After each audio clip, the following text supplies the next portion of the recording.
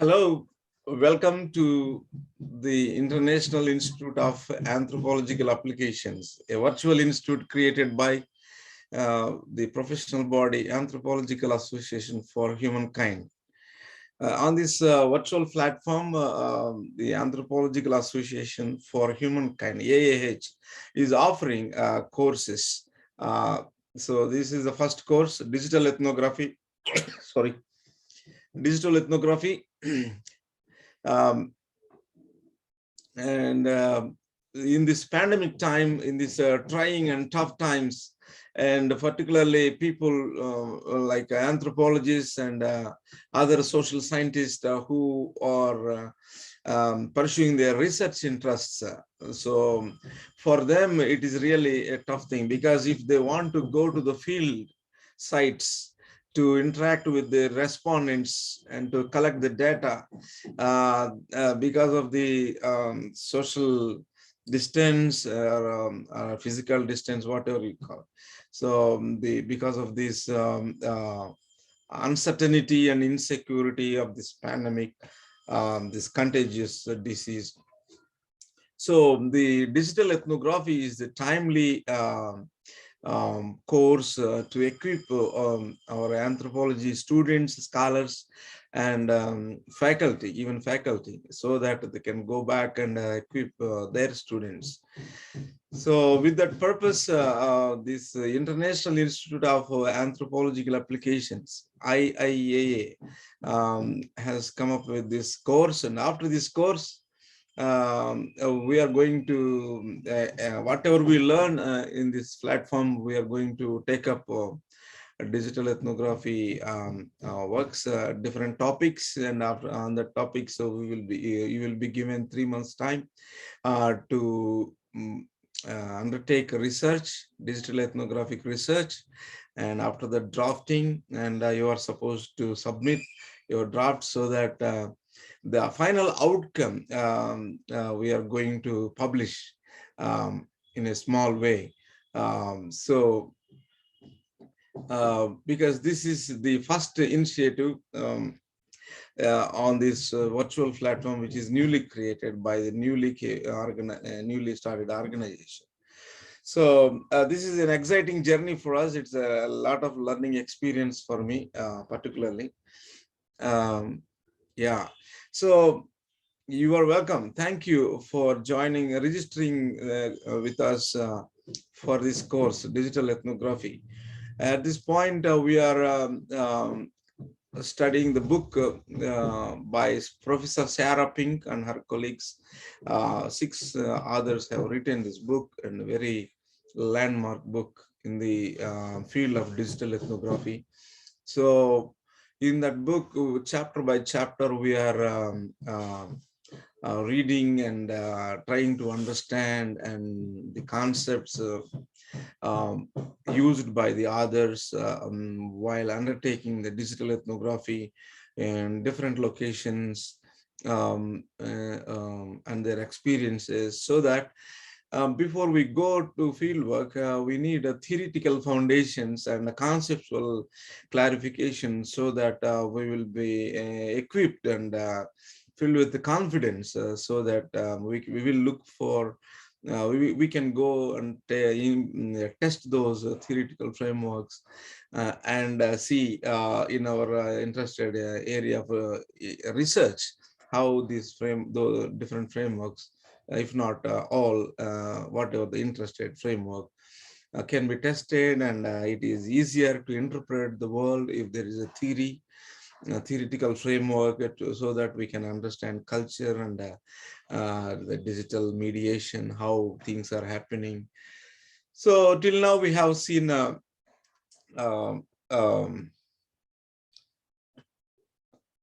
different concepts mentioned in this book. So now today we are going to see the concept called locality. So researching localities is how, what are the implications of this conception for the digital ethnography. That is our, at the end of the day, whatever the concept or theory that we want to read and understand and discuss, finally, how it is going to serve our purpose in conducting digital ethnography. That is the motivation why we refer to this literature by different authorities in the field. So these authors also done excellent homework while they're writing this book. They're taking inputs from media scholars and sociologists and different other scholars, so that conglomeration of methods and theories and concepts they are trying to put together, multiplicity, the principle they suggest to undertake this digital ethnography, because digital means it means many things. So fixed method does not work. So depending on the topic, depending on the different things we need to consider, then that's why they suggest different concepts and different theoretical frameworks, so that we can have a productive digital ethnographic research projects. So yeah. So the authors, Sarah Pink and her colleagues, examines how digital ethnographers research localities. Today our focus will be on localities, the concept of localities. So, and how digital ethnographers research localities. That is the theme of my presentation. So how the concept of locality has emerged in social research through a focus on the group of anthropologists, geographers, and sociologists. The locality has been an important site of ethnographic research, along with the affordances of the study of the local, which invite us to think about local knowledge and the relationship between the local and global. Indeed,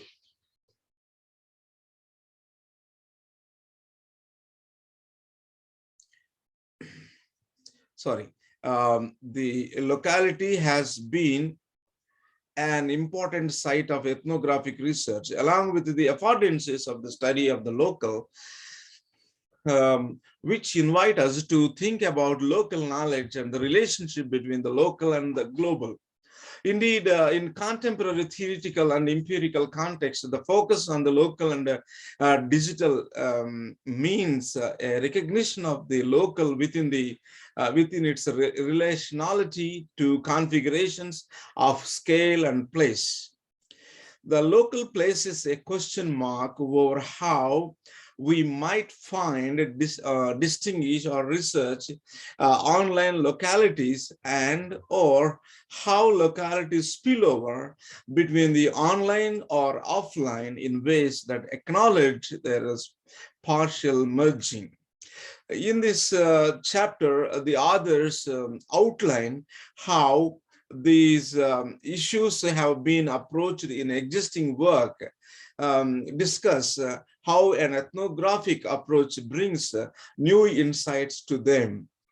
We then outline, others then outline methods that have been used in research in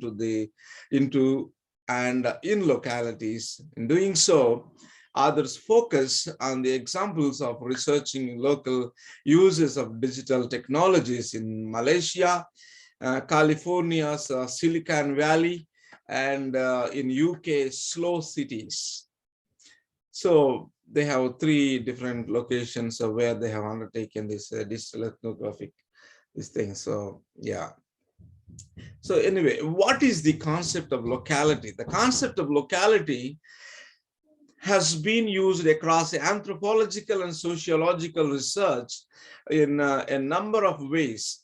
a useful starting point for understanding its development as a unit of analysis in social sciences research is through a consideration of the work of the Chicago School of Urban Sociology in the 1930s and 1940s.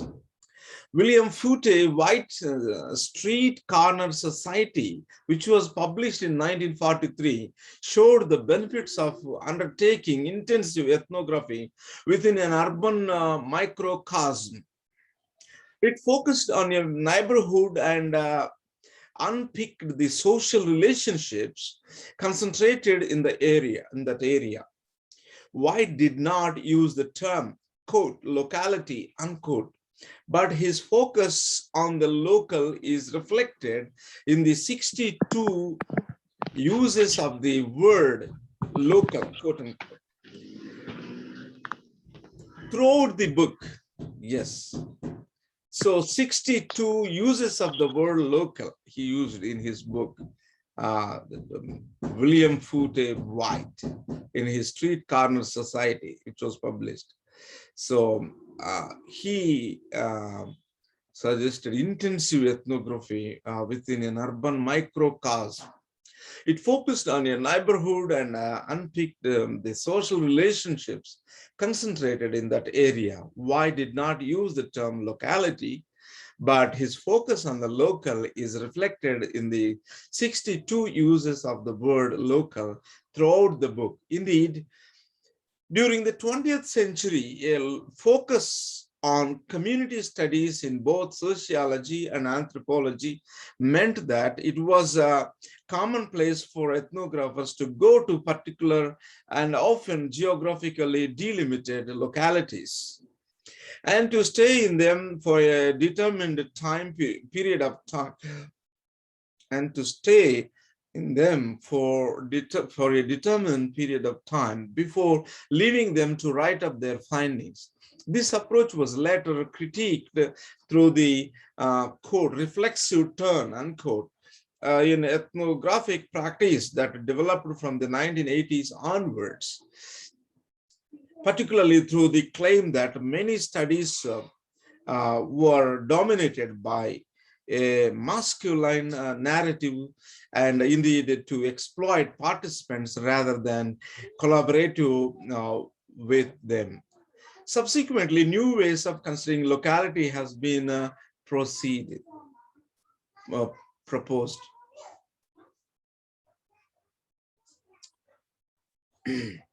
For instance, in his well-known essay, the quote, the production of locality, unquote, published in 1995, which emerged as a part of the literature after the reflexive turn. The anthropologist Arjun Appadurai, introduced some important questions relating to how localities and neighborhoods might be conceived.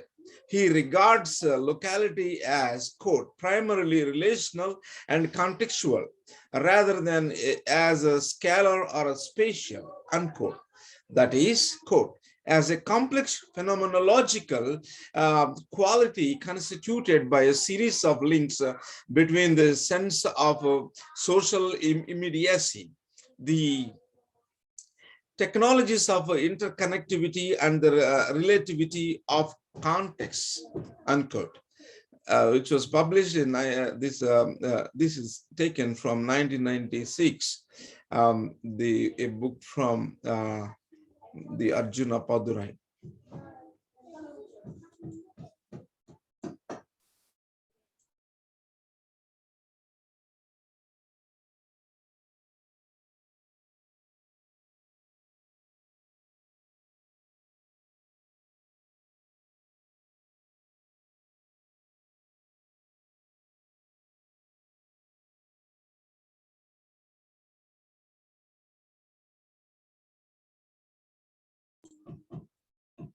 Oh, I'm sorry. Yes.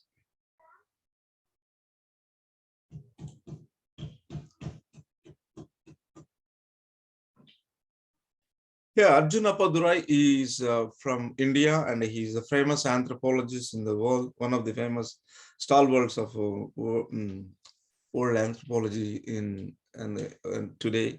So his concept, uh, uh, um, um, for example, in his well-known essay, The Production of Locality, which emerged as part of the literature after the reflexive turn, the anthropologist Arjun Appadurai introduced some important questions relating to how localities and neighborhoods might be conceived. He regards locality as a quote, primarily relational and contextual rather than as a scalar or spatial, unquote. That is, quote, as a complex phenomenological quality constituted by a series of links between the sense of social immediacy, the technologies of interconnectivity, and the relativity of context, unquote. So he contrasts this with the concept of neighborhood, which he describes as the actual existing social forms in which a locality as a dimension or value is variably recognized. Appadurai's argument is interesting because he seeks to dislodge the idea of locality from that of physical grounded and demarcated territory. Quote, what? Unquote. He asks, quote, can locality mean in a world where spatial localization, quotidian interaction, and social scale are no longer isomorphic, unquote. This problem, as we see in the others discuss in the next session, has endured throughout recent theoretical attempts to understand the relationship between the tangible physical environment and the experiential, invisible, and mobile elements of everyday life, and has similarly impacted questions discussed other chapters of this book written by Professor Sarah Pink. Yeah, another idea that has gained ground in recent years is that, quote, locality, unquote. Let me repeat, another idea that has gained ground in recent years is that of, quote, locality, unquote. Meyrovich, in her book published in 2005, suggests that we no longer live in localities. Instead, as a result of the new communication and transport technologies, we now inhabit localities, quote unquote, in which a global matrix of interconnections has overlaid our experience of the local. Although for Meyrovich, each locality has unique features, all localities are now shaped, quote, by global trends and global consciousness, unquote. The media networked locality also affords the possibility of having multiple, multi-layered, fluid, and endlessly adjustable senses of identity, rather than needing to choose between local, place-defined identities and more distant ones. We can have them all, not just in rapid sequence, but in overlapping experiences. We can attend a local zoning board meeting, embodying the role of local concerned citizen as we cruise the internet on a wireless-enabled laptop, enacting other non-local identities. As both these perspectives show, the question of locality therefore takes us far beyond physical location and has continued to be debated. How the concept of locality has been developed in existing research. In more recent theoretical discussion, the concept of locality has been slightly differently developed, specifically in relation to concepts of place and space.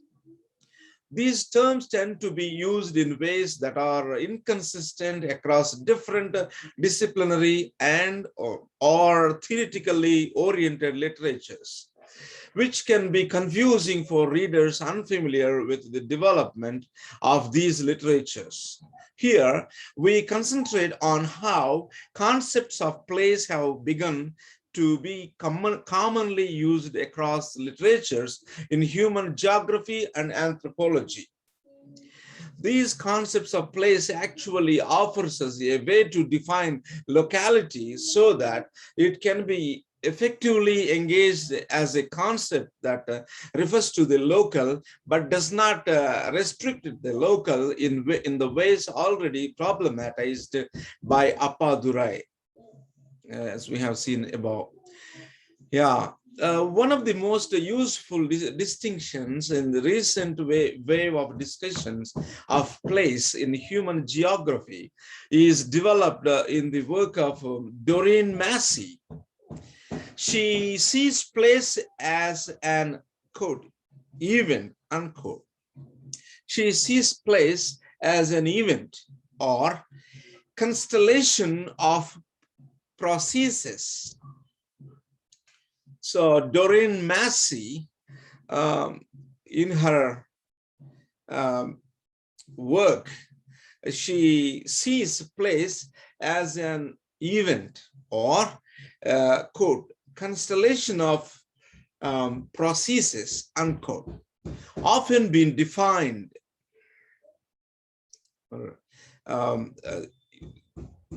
Massey's theory of place enables us to think beyond the ways in which place has often been defined as bounded in earlier work, towards the notion of place as, quote, open, unquote, and constantly changing through the movements of things.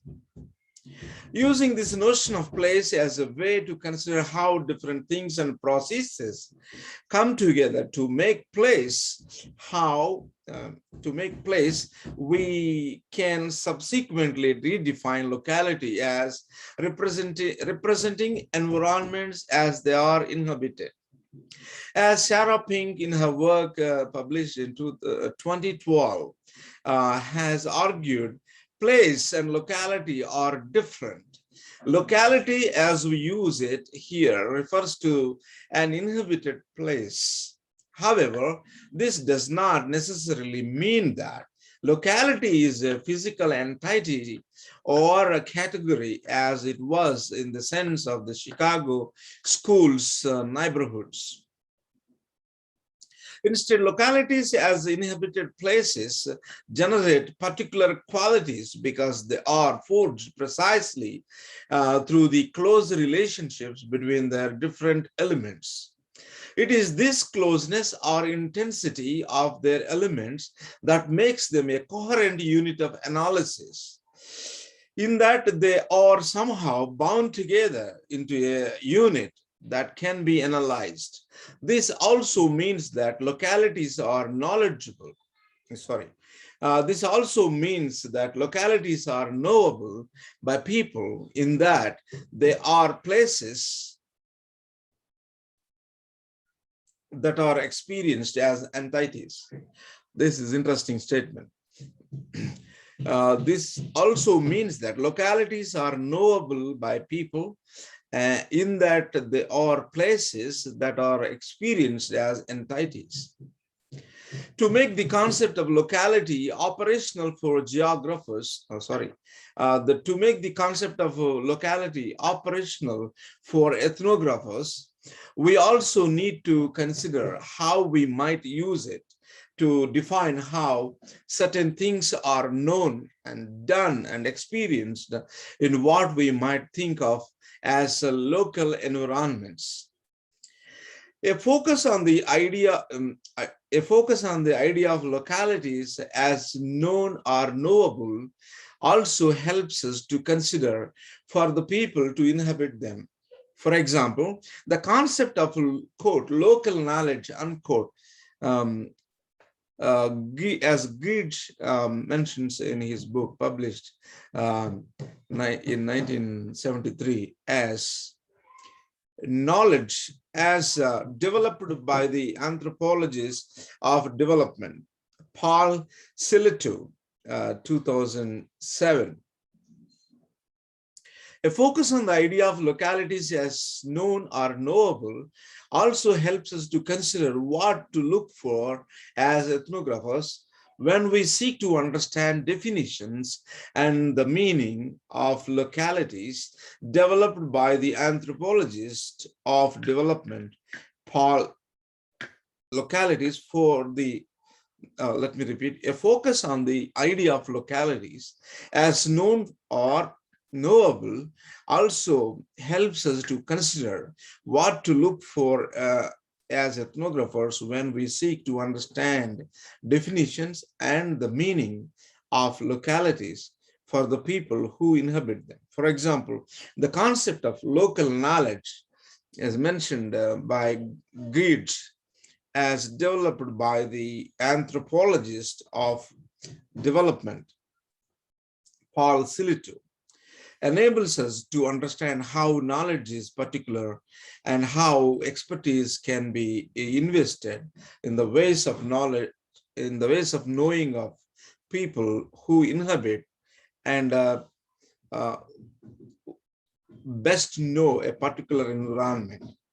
This approach can be applied not only to ways of knowing in environments that are physically fixed, but indeed also to moving, fragmented, and constantly changing environments, like the social, material, and the weather world milieus in which construction workers work. Pink et al., 2010. What are the implications of the digital what are the implications of the word digital, quote unquote, for the concept of locality? The authors discusses the concepts of community and network, how they have been used in digital scholarship and research, and their value for digital ethnography.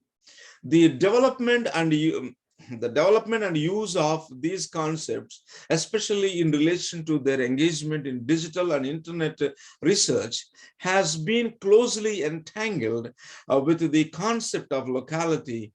There have been two primary approaches to studying what he has called, quote, internet localization, unquote, both of which use the concepts of community and network.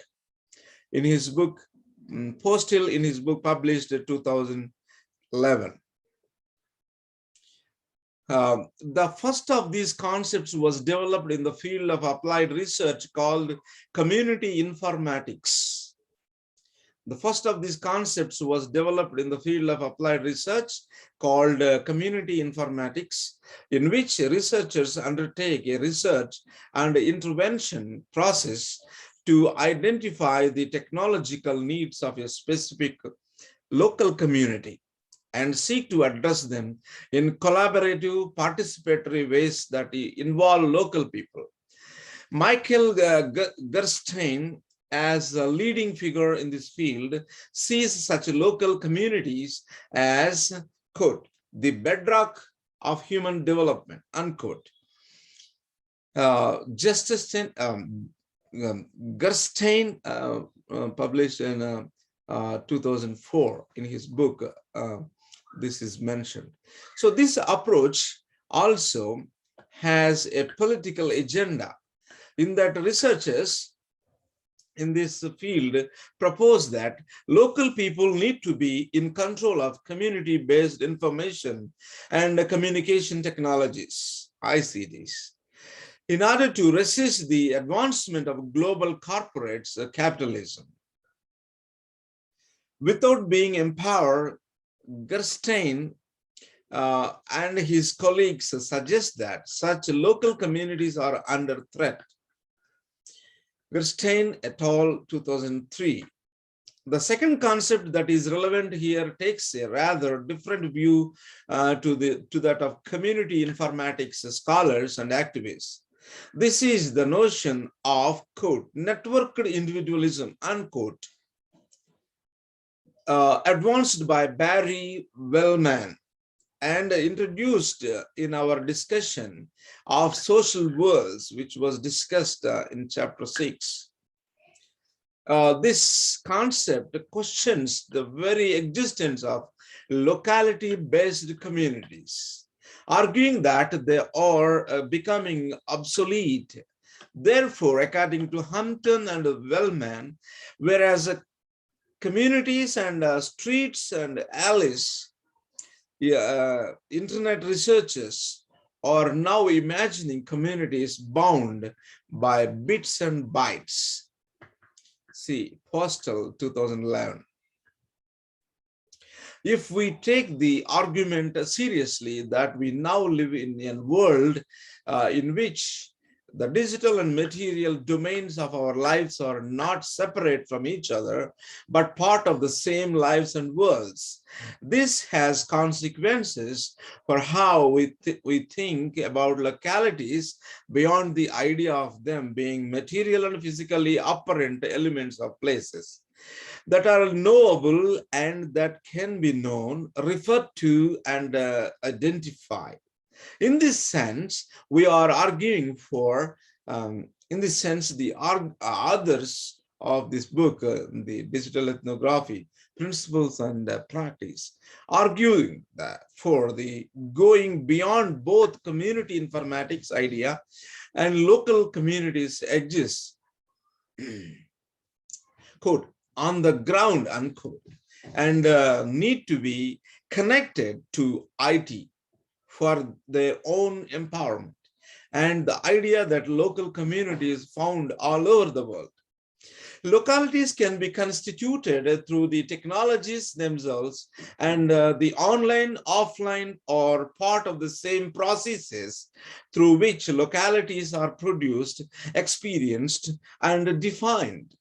In this sense, certain actual physical digital related sites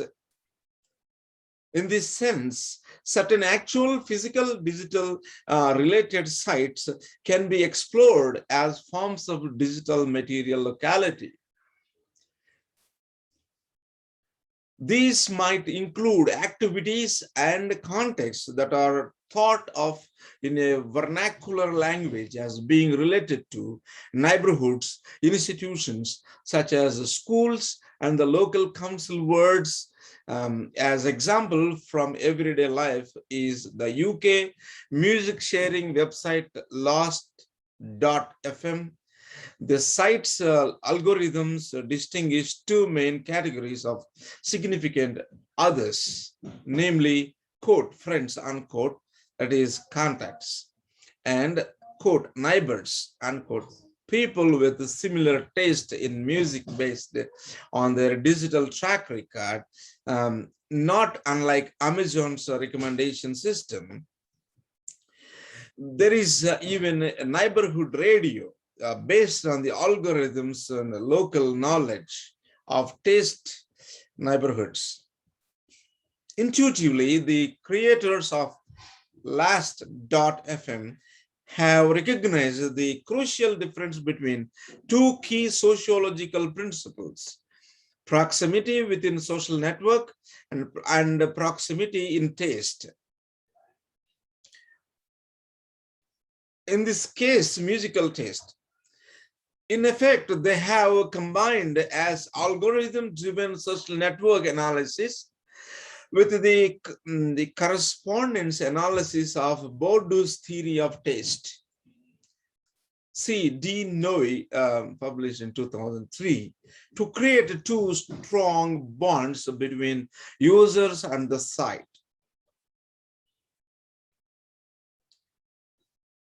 Lost.fm is just one example. There are numerous different ways in which the digital has rearranged the way we think about locality. This has led to a range of different academic ways of rethinking the environments we live in and through. These have been used to describe field sites that interweave the digital and material. The authors outline a set of key examples of these in order to explain how and where the digital ethnographers does her or his research and how research and scholarship in this field has developed. The development of ethnographic the digital locality studies. The development of ethnographic digital locality studies. Under this section, the authors discuss how the ethnographic study of digital localities has developed, with a main focus on the example of the study of Second Life.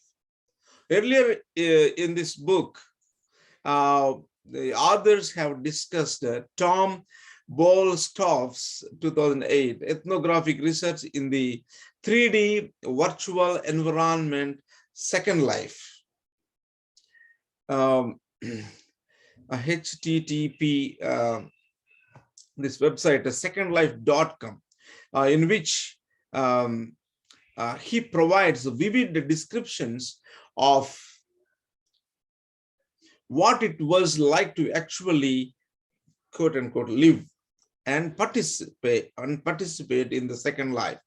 Thomas Melby, 2009, has also studied the development of Second Life and the ethos of its openness extensively. Karanovic, 2012, as Kaplan and Hellion explain, Second Life is a, quote, three-dimensional virtual world, unquote. Second Life is a, quote, three-dimensional virtual world, unquote, which was founded and managed by the San Francisco-based company Linden Research, Inc. And describe how, similar to other virtual worlds, Second Life users called residents, unquote, can enter the virtual environment through a downloadable client program in the form of personalized avatars. Kaplan and Henlin, 2009, page number 565. Bolstoff's discussion of Second Life shows us how the ethnographic study of virtual worlds can shift the way we think about digital localities. He emphasizes that there has been a long tradition in mass media studies in which virtual worlds have been seen as the antithesis of placemaking. Yet, he argues that virtual worlds are, quote, new kinds of places, unquote. They are, quote, sets of locations, unquote. Based on his ethnographic research, Bolstoff insists that Second Life users are not, quote, players, unquote, but rather they are, quote, residents, unquote. As such, they have a strong sense of place. For example, when talking about the homes in Second Life, one of his participants would say, "It's my place, it's mine." Bolstoff, 2008. While we would differ slightly from Bolstoff's use of the term place, his points still stand. He and others have developed a notion of virtual worlds as, quote, sets of locations, unquote. See also Bolstoff et al. 2012, and places where the actions happen. See also Nardi, 2010. Indeed, touching on a theme which connects with the interests of the community informatics movement discussed previously, and the forms of locality-based internet activism, which which the others will discuss in the next session. Next section. Bolstorff suggests that there are also forms of neighborhood activism in Second Life. Bolstorff argues that Second Life is not a simulation or a virtual reality, and that while it may approximate aspects of reality for purposes of immersion, it does not seek to replicate this actual world. Neither is it a sensational new world. Indeed, more often than not, it is a place where every day banal forms of interaction occur. Postill 2011. For instance, it has virtual money that can be exchanged for real money. In Malaby 2012, in Second Life, people actually find friends and lovers, attend weddings, buy and sell property. You cannot do that in a TV program or a novel. This is why an ethnographic and a holistic approach has worked well, because virtual worlds are, quote, robust locations for culture, unquote. I repeat, this is why an ethnographic and holistic approach has worked well, because virtual worlds are, quote, robust locations for culture, unquote. Locations that are bounded, but at the same time porous. Bolstorff, 2008. Bolstorff's work focuses specifically on an online platform. Other studies, however, also show how localities are made and experienced between online and offline practices and activities.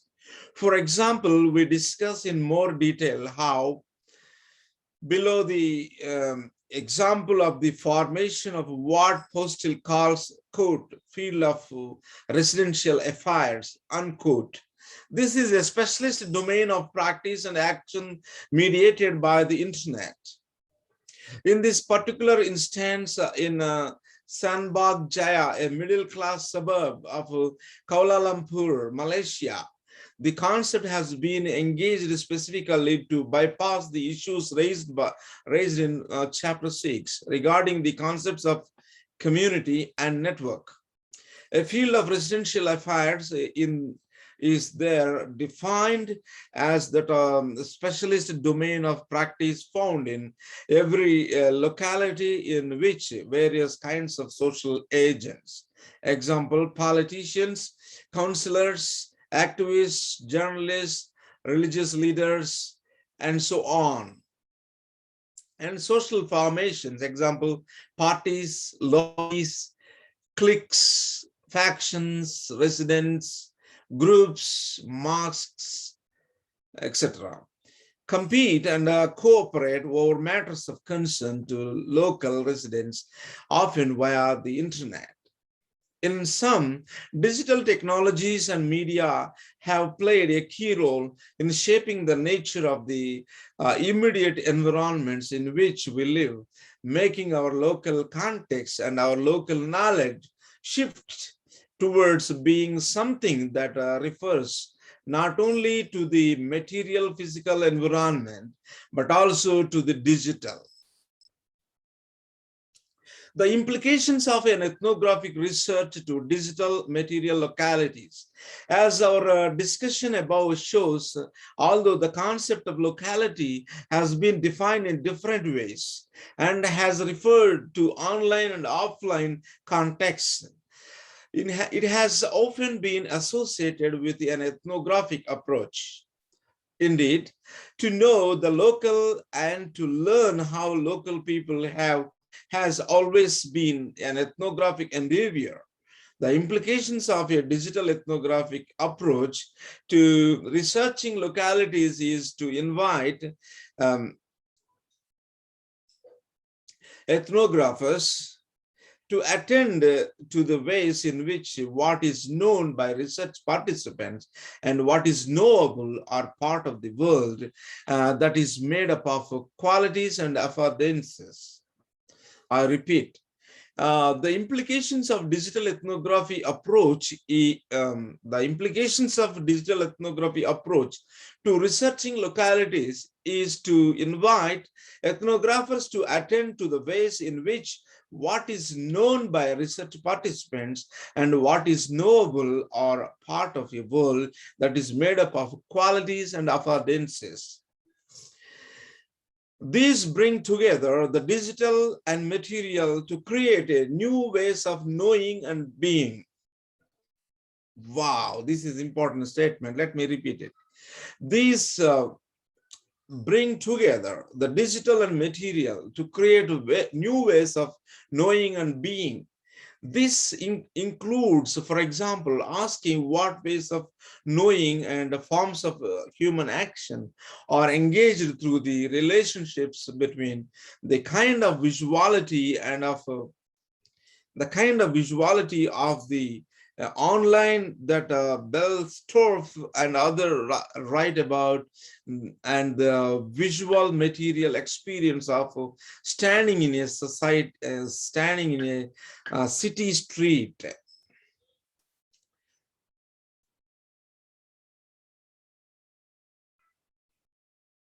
A digital ethnography approach might, therefore, encompass online research such as Bell Storff's study of a second life, which is indeed a landmark study in that particular way of engaging with the digital ethnography, ethnographically.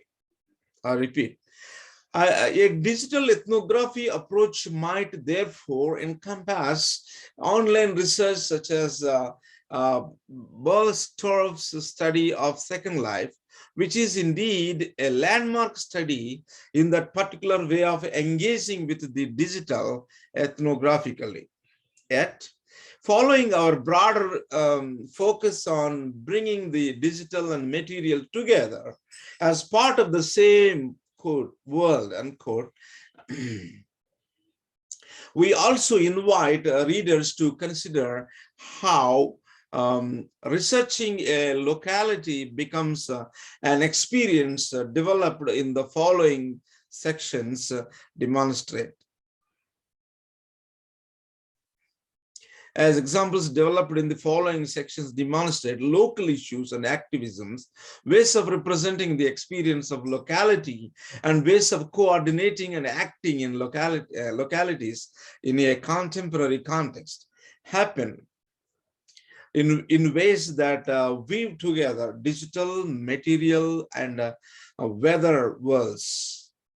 As ethnographers, we now visit those localities that we wish to come to know online through digital mapping, like Google Maps and Google Street View. We still engage with the localities through these technologies when we are physically moving through them. The local is often known simultaneously through our feet moving over the ground below us, and our sensing of Google Map image of that very ground as already photographed.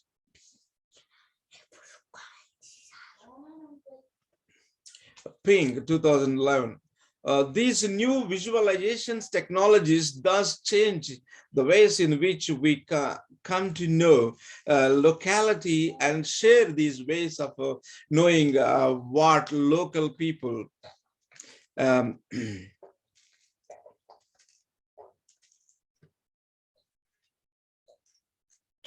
these new visualization technologies thus change the ways in which we come to know locality and share these ways of knowing with the local people. It thus takes navigation and the ways of knowing that are shared with research participants beyond earlier uses of paper maps and verbal directions.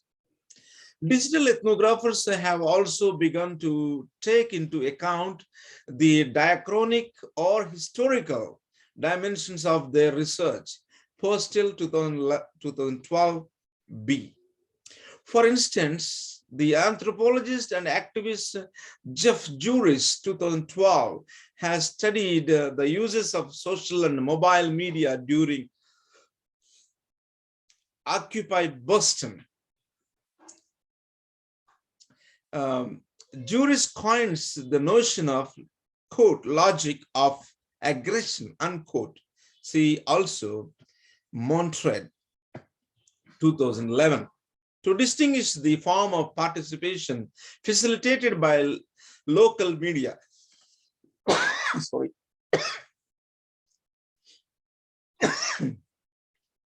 Excuse me. To distinguish the new form of participation facilitated by social media from earlier forms developed within the anti-corporate globalization movement, in which a, quote, logic of networks, unquote, was prevalent. Juris 2008. People now attach themselves to a protest or an occupation much more on an individual basis.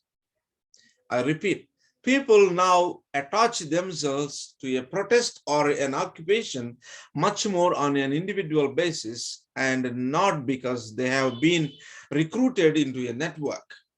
This integration of individuals is made easier by the personalization of media, a trend accelerated by the spread of social media and mobile phones, especially smartphones in more affluent countries. Moreover, although the logic of aggression was predominant during the first phase of the Occupy movement that began in 2011, the logic of networks became important once again. The logic of networks became important once again. Together, these two logics help to transform the protesters' relationship with their locality. To Boston, and especially with its public spaces, see also Gerbado 2012 on the articulation of the online and offline and their anchoring in the occupied squares. Researching localities through digital ethnography. Researching localities through digital ethnography, that's what actually we are interested in. Yeah. As we have, as the others have shown above, approaches to researching localities have developed in the social sciences and humanities over the last century. Today, they include studies that encompass online and offline worlds to varying extents and degrees. As digital ethnographers, our main interest is to, as digital ethnographers, our main interest is in the ways in which we can acknowledge localities as being both online and offline at the same time. This involves both drawing on those studies discussed above and advancing beyond them in some ways. In the following sections, the authors outlined 3 examples of how digital material localities have been researched following a digital ethnography approach. First, they outline the example of how local issues and locality were managed and produced in Sabang Jaya, a suburb of Kuala Lumpur in Malaysia. In a context where online services, campaigns, and activism were becoming enmeshed with of offline activities, and issues related to the locality in the early 2000s. Let me repeat.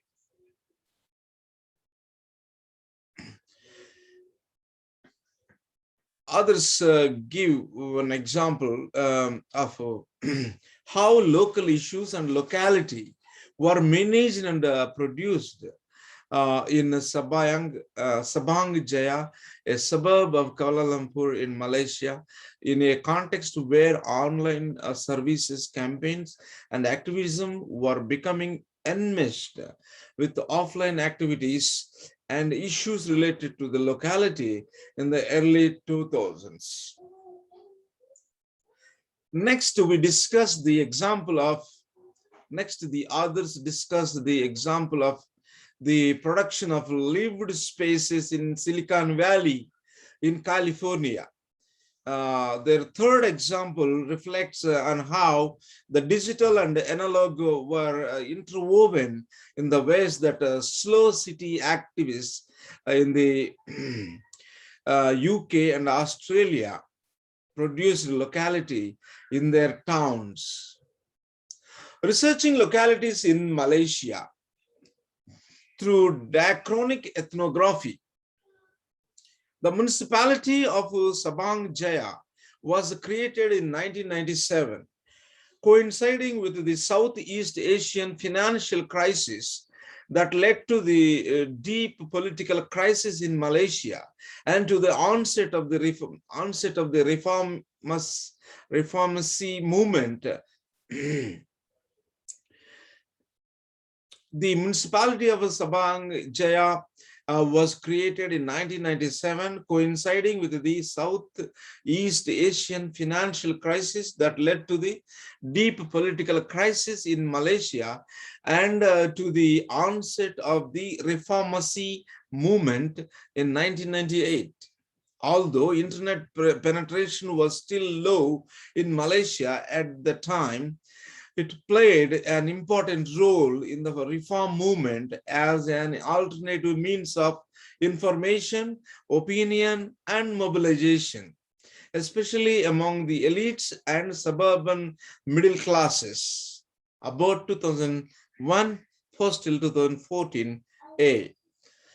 A year later, in 1999, Sabang Jaya residents used the internet to campaign against a 240% overnight rise to local tax rates. I repeat, a year later, in 1999, Sabang Jaya residents used the internet to campaign against 240% overnight rise in local tax rates. Their campaign successfully reversed the municipal council's decision. That same year, a Yahoo mailing list and a web forum were created by and for residents as venues for both quote, serious, unquote, and light-hearted exchanges about local issues, leisure pursuits, national and international affairs, and so on. So we saw in the previous chapter, the forum was a huge success, and it soon became Malaysia's most lively local forum. John Postill, 2011, conducted anthropological fieldwork in Sabang Jaya in 2003 and 2004. He was part of the team of digital ethnographers studying e-governance initiatives in multi-ethnic areas of 6 different countries. The aim of this comparative project was to determine whether the internet was making any significant difference to local governance policies and practices in these localities. This is very interesting. Let me repeat this. Postill was part of the team of digital ethnographers studying e-governance initiatives in multi-ethnic areas of 6 different countries. The aim of this comparative project was to determine whether the internet was making any significant difference to local governance policies and practices in those localities. In Postill's case, events on the ground led him to an unplanned focus on internet activism around local issues and its implications for relationships between the municipal authorities and local residents. Postill discovered a panoply, Postill discovered a panoply of digital initiatives in Sabang Jaya on both sides of government civil society divide, including a trisectoral smart township project aimed at bringing together the public sector, the private sector, and the local residents. Malaysia suffered an acute democratic deficit after local elections were banned in the 1960s, following race riots that pitted the Malay majority against the Chinese minority, Postill 2011. Digital initiatives were used in an attempt to solve a range of political issues such as these. Although the Smart Township project failed, it did contribute to the flourishing of internet activism and some modest democratic reforms. To Postill's surprise, ethnic identity was not really a major concern among Sabang Jaya's activists, fighting for better local governance in their largely middle-class yet overcrowded and underserviced suburb. The most salient identity marker was, in fact, residentiality, not ethnicity. The most salient identity marker was, in fact, residentiality, not ethnicity. And a common refrain heard among activists was, quote, "We are local residents and rate players," unquote. The key issue was not so much democracy either. Example, a campaign to reinstate local elections gained few adherents. It was ensuring that the local authorities used residents' taxes wisely and efficiently to resolve seemingly mundane problems related to traffic, waste disposal, green areas, and the like. This is a type of collective action Postill calls banal activism, quote unquote, 2011. On returning from the field, Postill first tried to analyze his empirical materials on Sabang Jaya's various local internet initiatives along a community network continuum.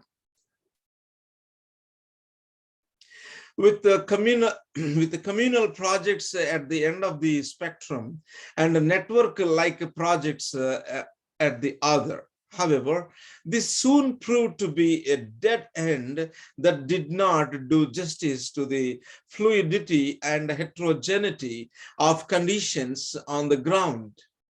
Inspired by the Manchester School of Anthropology's pioneering studies of urbanization and social change in Central and Southern Africa, where they fashioned new concepts such as field, network, or social drama, he developed the notion of, quote, field of residential affairs, unquote, to escape from the analytical constraints of the community network duo.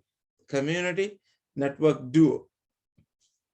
This term, quote, field of residential affairs, unquote, refers to the conflict-prone domain of action in which residents, politicians, municipal staff, journalists, entrepreneurs, and other social agents compete and cooperate over local issues, often via the internet.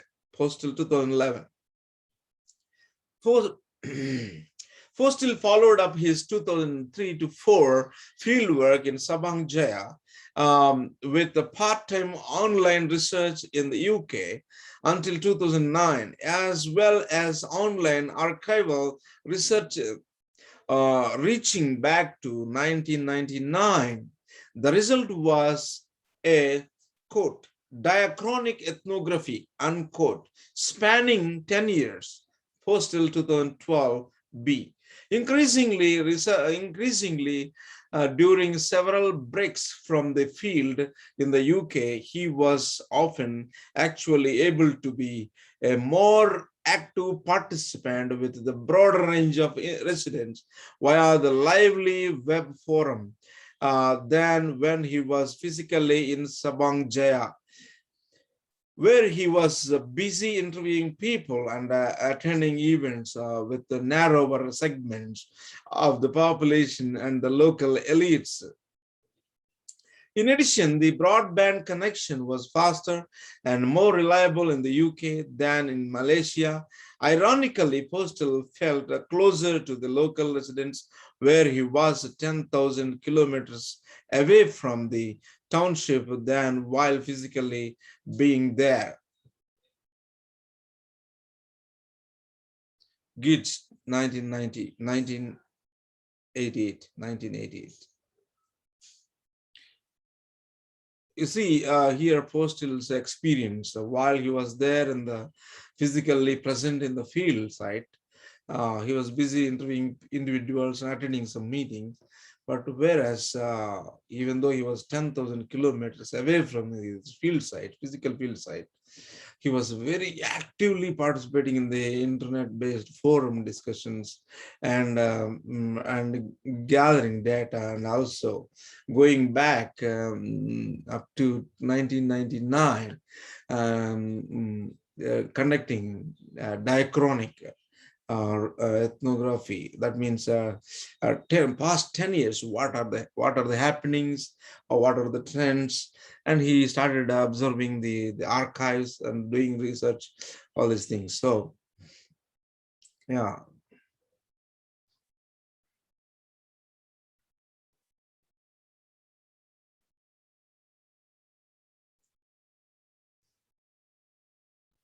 So what are the implications for ethnographers and other qualitative researchers of this increasingly common technological ability to conduct participant observation remotely?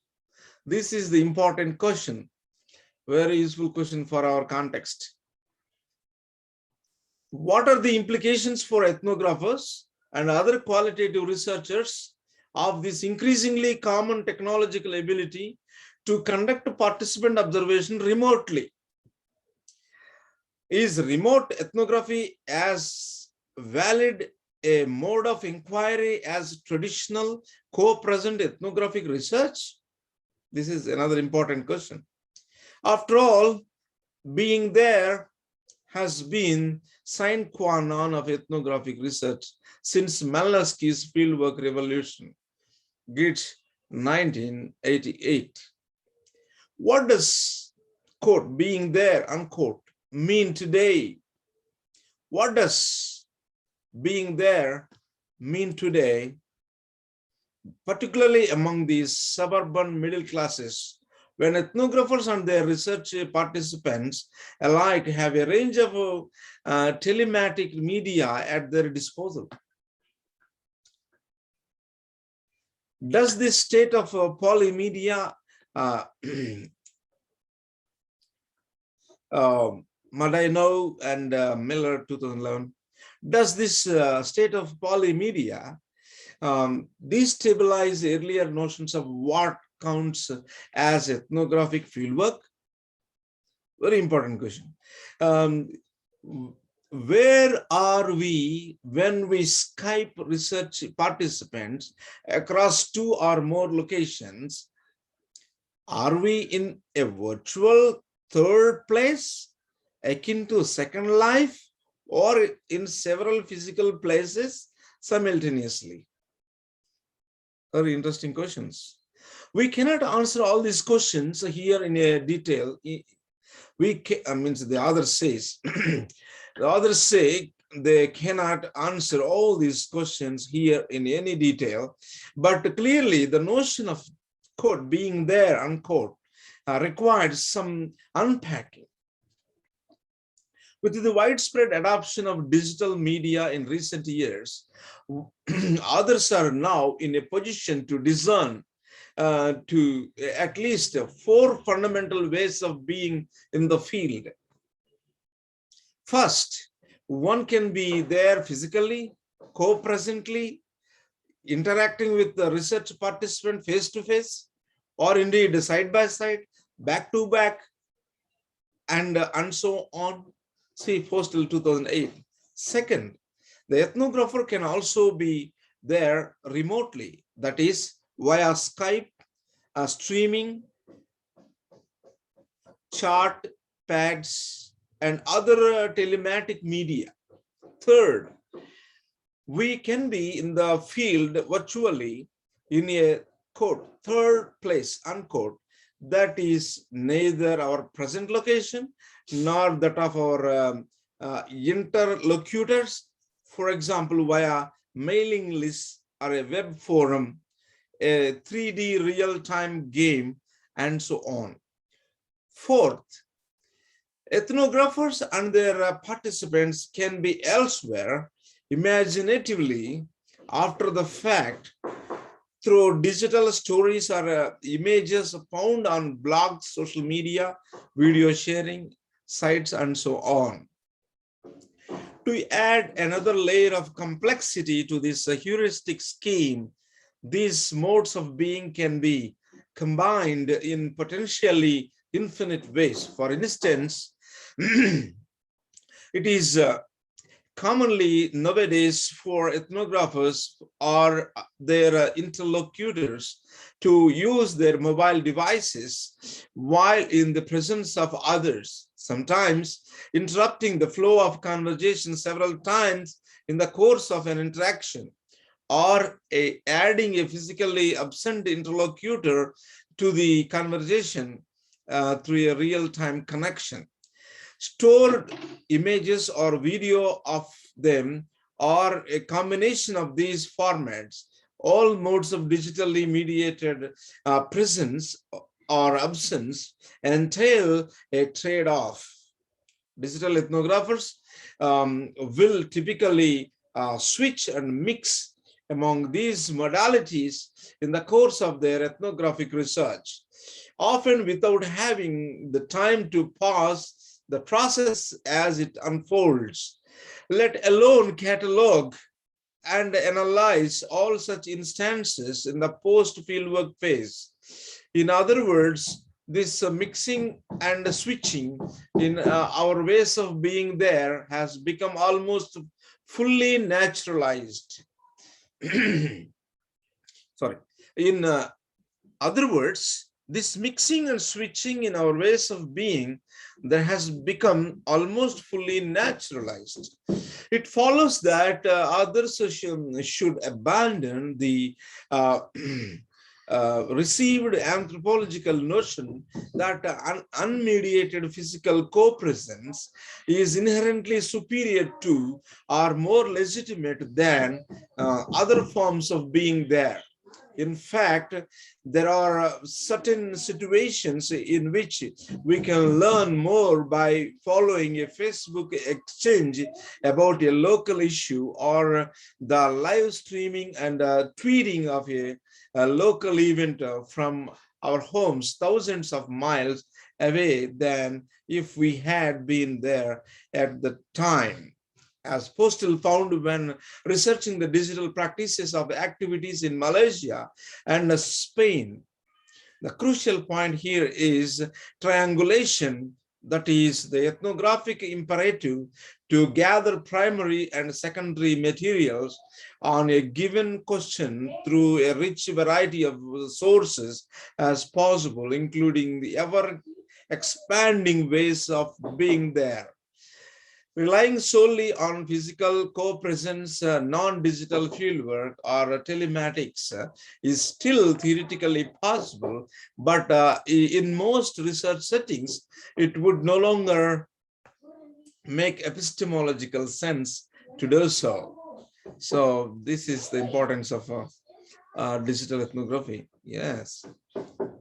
The crucial point, I repeat, the crucial point here is triangulation, that is, ethnographic imperative to gather primary and secondary materials on a given question through a rich variety of sources as possible, including the ever-expanding ways of being there. Relying solely on physical co-presence, non-digital fieldwork or telematics is still theoretically possible, but in most research settings, it would no longer make epistemological sense to do so. Researching the production of Silicon Valley through gift exchange. Silicon Valley has captured the global imagination through its association with technology, innovation, and other monikers of the globalization in late capitalism, namely work, flexibility, and discipline. I repeat, Silicon Valley has captured the global imagination through its association with technology, innovation, and other monikers of the globalization in late capitalism, namely work, flexibility, and discipline. Over the past few decades, economists, political scientists, and geographers have researched and theorized the factors that have influenced the development of the region, often identifying the cluster of high-quality scientists and researchers working at educational institutions such as Stanford University and the University of California, Berkeley, the support of the US defense industry in providing base funding and a series of venture capitalist firms in the Valley and nearby San Francisco. These and other factors have been analyzed with an eye towards generating models for the development of other technology and innovation hubs or Silicon places, quote unquote. From Silicon Fen in Cambridge, UK, Silicon Hills in Austin, Texas, and Silicon Wadi in Haifa, and Tel Aviv, Israel, to Silicon Valley of India, sometimes referred to as Silicon Plateau in Bangalore, India, and Silicon Cape in Cape Town, South Africa. Silicon places have largely been analyzed as a series of structuring, economic, and institutional principles that can be localized to particular context and heralded by communities and governments as part of their imagination about the future. Yet, as anthropologist John English Locke 2002 noted in Cultures at Silicon Valley, Silicon Valley is as much a lived place produced through daily interactions between engineers in offices as it is between schools engaged in teaching the children of Silicon Valley workers and the parents seeking to raise their children in this technology-centric region. Indeed, English Look discusses the constant presence of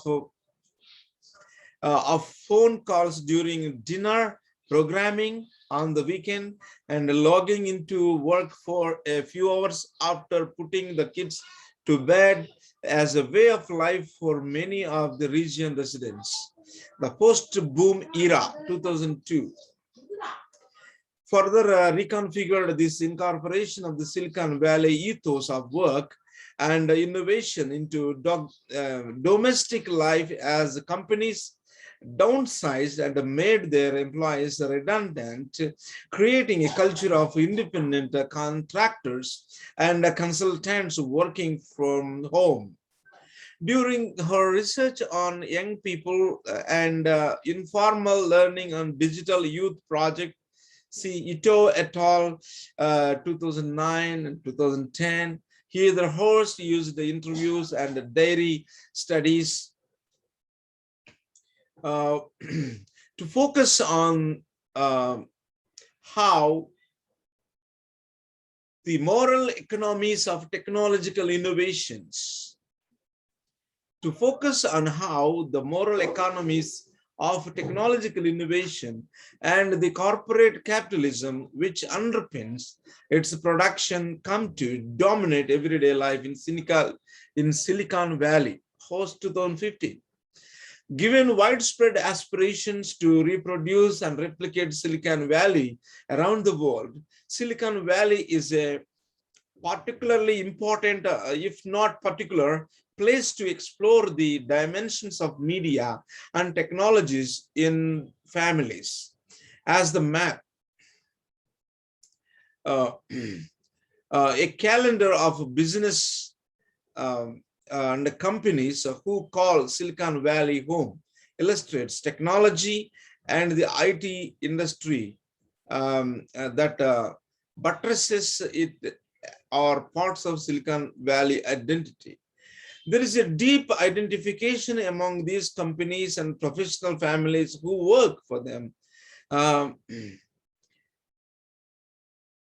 Silicon Valley is more than a geographic space that is centered in places such as Mountain View, Sun Valley, or Cupertino, a home of the home of Apple computer. Rather, it represents a geo-cognitive space in which the ubiquity and ethos of technology, unquote, dominates the rhythm of life for Silicon Valley's residents. The persistent presence of a variety of different technologies enable people in the region to view technology as normal and normative, often part of the backdrop of everyday life. Young people in the region often developed quite personal relationships with technology that were facilitated through friends and family members. For example, high school student Melissa describes the direct link between technology and her childhood. I did grow up in the tech age.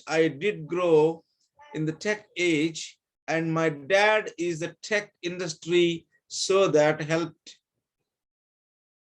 She says in her own words,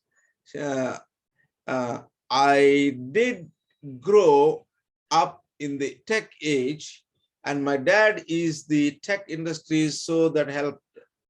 As a little toddler, I was drawing stuff in Microsoft Paint, and I used the internet probably on our first computer. I think hooked up to my dad's work like through a dial-up phone line. I mean, we still have a phone line, but you could not like just get on and surf. The first time I used the internet was to do email things, and I was probably like 7, and so then shortly after that I created my own email account.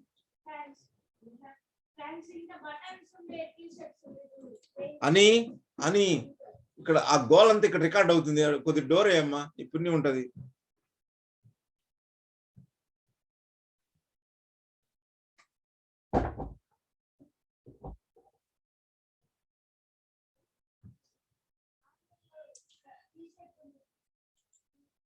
Sorry. So the creation of the geocentric, the creation of this geocognitive space also occurred through ritualized exchanges of gifts of technological forms. Indeed, for many of young people in Horst's study, the personal computer became a symbol through which parents acknowledged that their children were growing up. Irania. Irana, a freshman, 10-year-old, year 10 high school student, recalled when she received her first computer. When I was 12, it was a gift from my grandparents, and they continued the tradition. So when my brother turned 12, he got one, and when my sister turned 12, she got one. And we also have, my dad has a laptop and a PC, and he used to have another old Mac. We have a kitchen computer, and my mom has her own computer. For part of it was my dad. He worked when he was still working in an office before he went to consulting. He worked as a computer person. So we just always had a lot of computers around. Alongside computers, digital cameras, video recorders gifted on birthdays, graduations, and other significant events were often viewed as the core focus of a range of family activities. A middle school student, Evalin, noted, "My brother just got a digital video camera for his birthday. It was his big present this year. We used it to film my grandparents for their anniversary, and it was kind of a little documentary thing. Only we forgot to bring a stand and that day, and my mom was let us kids film them." Another thing is daddy for his birthday just got kind of from himself, for himself, from himself, kind of from myself. He told everyone he wanted one. He got a professional radio microphone, so we have been playing around with that. As these examples suggested, access to computing technologies as an old computer to play basic kids games, receiving a laptop computer, iPods, digital cameras, and video recorders to play around with represents the first steps in a longer trajectory of a relationship with technology. Horst 2009 and 2010 in Arena's family, this practice has been ritualized through the gift of computer at age 12, akin to the bar mitzvahs and other celebrations, with the family acknowledge and chronicle on their family's shared website. Similarly, being surrounded by Apple, Yahoo, Google, shapes not only the political and economic landscapes of the region, but also the ways in which young people and adults relate to and understand the possibilities of technology in their everyday lives. This has the effect of shaping the ways in which young people living in places like Silicon Valley internalize not only what it means to grow up, but also what it means to grow up to become a quote citizen, unquote, or person. Acquiring and using technology becomes a ticket to entry for living in the region, such that without digital media and technology, full participation does not seem possible. The family effectively becomes one of the key social institutions through which this sense of belonging emerges, and it in turn, the production of Silicon people and places occur. Researching slow cities is another example. Researching slow cities as digital material localities. Sarah Pink has been researching the slow city movement in the UK, Spain with Lisa Servan, and Australia with Kristen Seal and Tania Lewis. And since 2005, during the period of her research, the online presence of the movement has developed considerably. Pink 2012. And this research has increasingly involved understanding the digital entanglements of being slow. Slow cities are towns that are accredited as members of the movement. Honey, water. Honey, konచెం water తీసురమ్మా. Slow cities are towns that are accredited as members of the movement, and both demonstrate and commit themselves to working towards a series of movements criteria. The slow city movement is based in Italy, and it's a central website, www.cittaslow.org, CATTASLOW.org, is associated with the movement based here. However, it is an international site in many ways, including through its use of multiple languages. Although text is dominated by English and Italian, the movement was founded in Italy in 1999 with the aims of extending ideas related to the slow food movement to towns, and its membership list in April 2014 stated that it had 187 cities present in 28 countries in the world. Pink and her colleagues have discussed the various aspects of the slow city movement in existing publications, notably its production of everyday and activist socialities. Pink 2008. It's a sensory and experimental elements and the ways in which these aid the transferability of its framework globally. I repeat, Pink and her colleagues have discussed the various aspects of slow city movement in existing publications, notably its production of everyday and activist socialities. Pink 2008. In sensory and experimental elements and the ways in which these aid the transferability of its framework globally. Pink and Servan 2013, and how it participates in producing new forms of locality framework globally. And how it participates in producing new forms of locality-based resilience. Pink and Lewis 2014. Pink has also written about the digital elements of slow cities and the relationship between the digital and analog practices of participants in the movements in media and its work.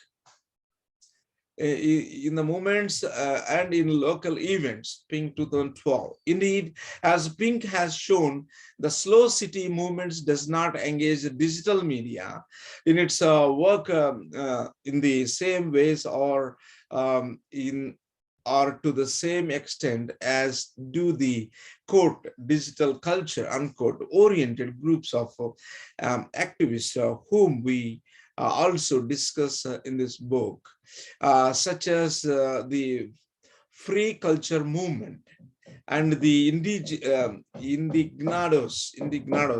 However, their work is continually entangled with the digital technologies and practices. Therefore, researching how slow city activism unfolds and grows specifically in relation to the material and sensory qualities and affordances of physical localities is also an inevitably digital ethnography process.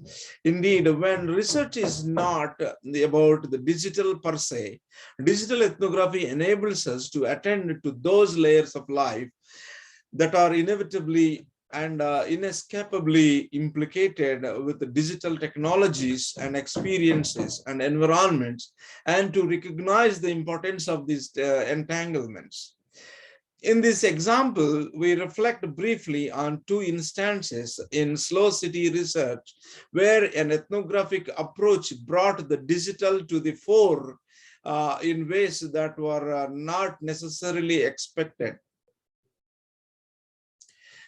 An encounter with the photography, digital media, and paper at Slow City Carnival, a digital maritime heritage museum, and a campaign relating to the locality that was underway in an area where a Slow City application was being developed. When Pink was researching the Slow City movement in the UK, part of her ethnographic fieldwork was in the town of Aylsham in Norfolk. Aylsham had been the second town to gain slow city status in the UK and had a very active program of slow city events and activities. The annual carnival was one of these events which had been revived specifically in relation to the town's slow city status and objectives. Another project associated with the work of the Slow City Committee in the town was a digital archiving project which had served to collect and digitalize a good number of local historical photographs and narratives from local people, including photographs and past carnivals in 2005. In 2005, this project was integrated into the carnival activities as an exhibition, slideshow, and interactive paper-based activity in the town hall and surrounding rooms. Pink researched this event in a number of ways. Participants told her about the archive during a series of interviews that she had undertaken with the town leaders, and had also already participated in one Aylsham Carnival, as well as other local slow city events, activities, and the Carnival Planning Committee. Using photography and video as well as audio recording in her research, she also already had transcripts, written notes, audio, video recordings of previous carnivals and experience of the way in which photography was used in slow city events, of previous carnivals and experience of the way in which photography was used in slow city events as digital and material exhibits that documented post activities both in Aylsham and more internationally. At the 2005 Carnival, she meandered through the exhibition with her video camera, and when and where she had permission from participants, she recorded activities, images, and her conversations with the people who were participating in this event. This meant that she could collect stories about how and where photographs had been found and what they meant to people. As Pink argues, this exhibition can be seen as part of the work of slow city activists in making place and the locality, and in connecting it to the work of the movements. Pink 2011b. The digital or analog relationship was central to this process, as it created an avenue through which the archived photographs moved, first connecting them to the digital archive and then rematerializing them in printed black and white on A4 sheets.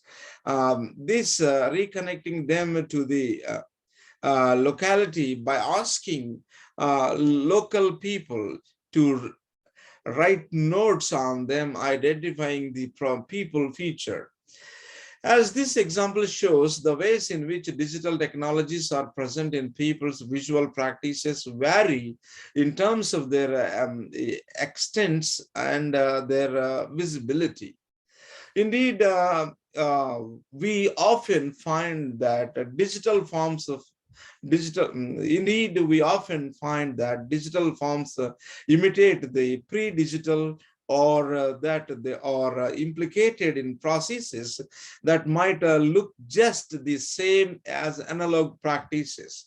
Pink was able to learn through this study how digital photography and the material elements of its production and dissemination were entangled in the making of the town as a locality.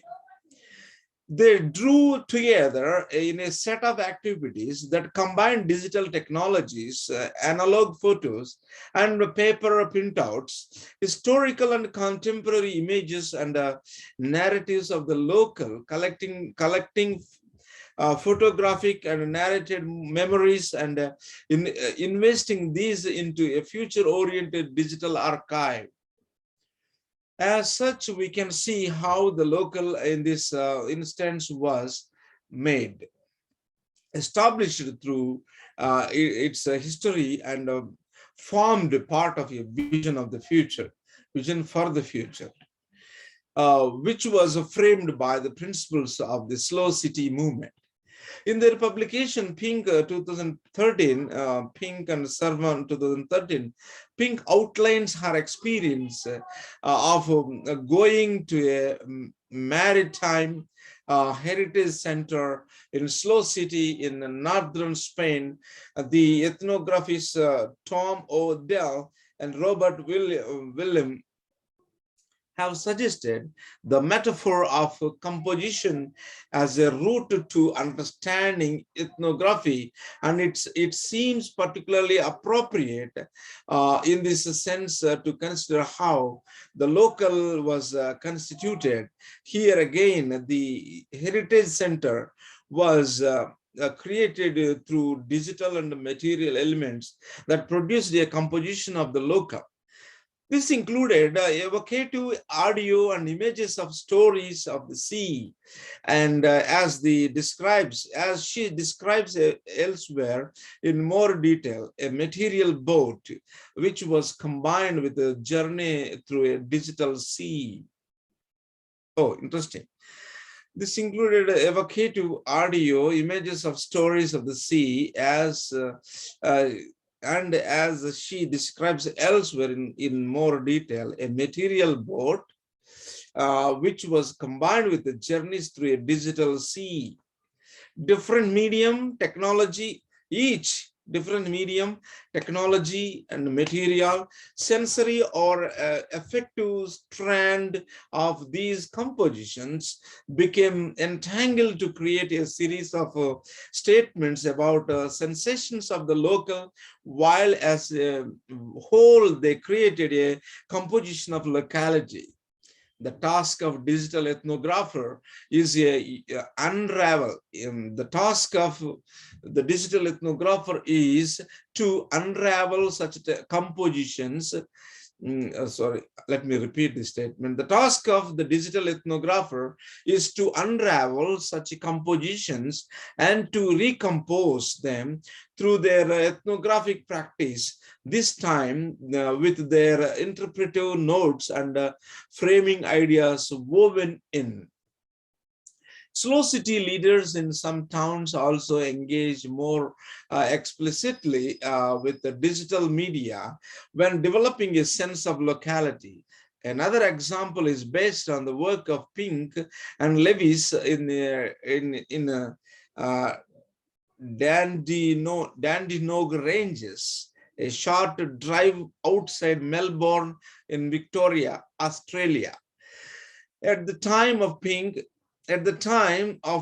and Levy's research, see Pink and Levy's 2014, a slow city group was forming in this area as a reaction to an intensive campaign against the building of global fast food drive-through in one of the areas of small towns. As part of this research, they learned about the sense of locality for people who lived in the region in various different ways, which again showed how the digital memory and imagination can become bound together in the research experience in which that are mutually meaningful. Even when not explicitly brought together in the narratives of the participants, it is sometimes clear that they pertain to similar ways of knowing and being part of the specific locality.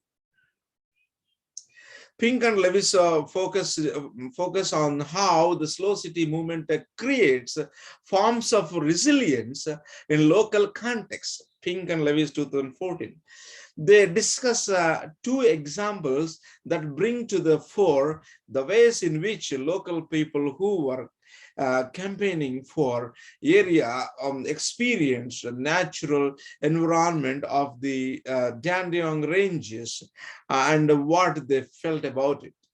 While taking the natural environment as a starting point might seem initially to focus away from the digital, it in fact suggests that the digital and material physical worlds cannot be separated when we are seeking to understand the meanings of the local.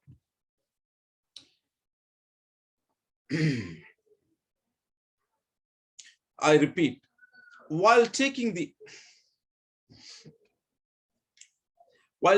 natural environments as a starting point might seem initially to focus away from felt about it.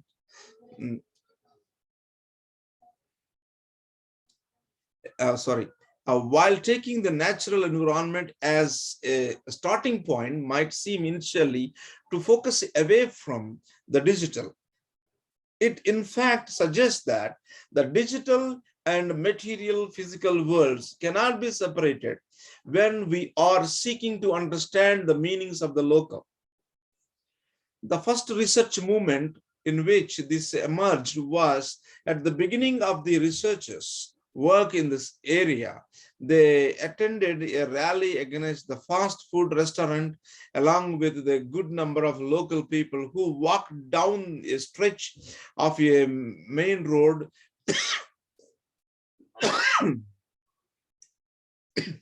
sorry, to the school. I repeat, they attend a